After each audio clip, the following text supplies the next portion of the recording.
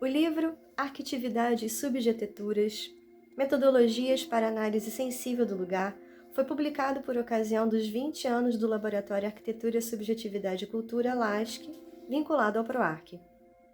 Os textos que compõem esse livro e brincam com esse jogo de palavras presentes num vasto trabalho científico, a arquitetura como princípio e as subjetividades como médium. Trazem metodologias de pesquisa inovadoras e criativas.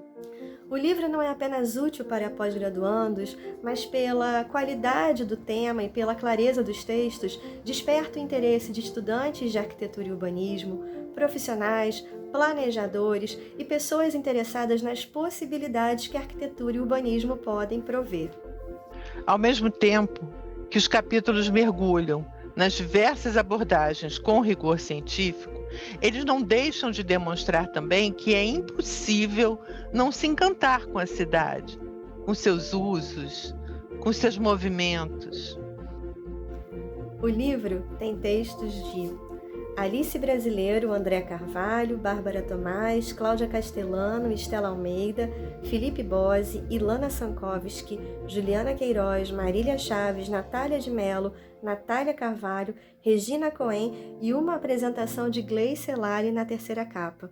A organização é das coordenadoras do LASC, Cristiane Rose Duarte e Ethel Pinheiro, e a editoração foi feita por Denise Correia, na Rio Books.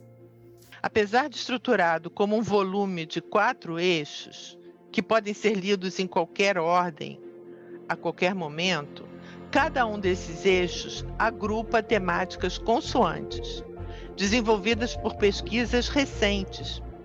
E justamente esses eixos demonstram a coesão de metodologias.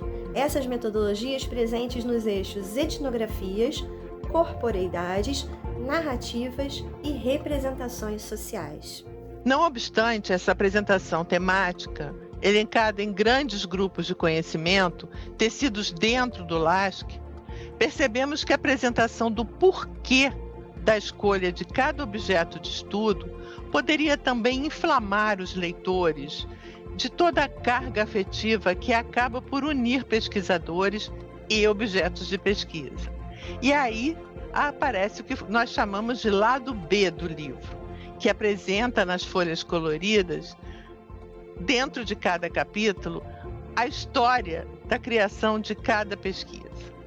O livro traz, de fato, caminhos para se encontrar com as atividades, as fazeduras e o sujeito, antes de tudo, os seres sencientes que fabricam e estruturam as cidades que habitamos.